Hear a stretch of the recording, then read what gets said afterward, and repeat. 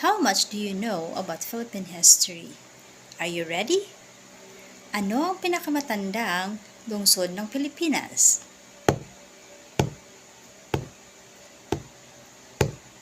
Sagot, Cebu City. Sino ang natatag at supremo ng Katipunan?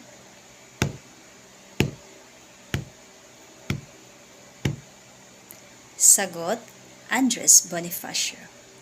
Sino ang unang Pangulo ng Pilipinas?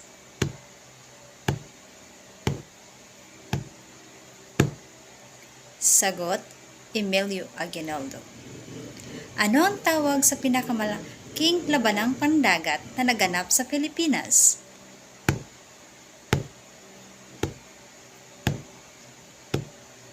Sagot, labanan sa Gulpo ng Leyte. Sino ang pinuno sa tribo ng Mactan na tumalot kay Magellan?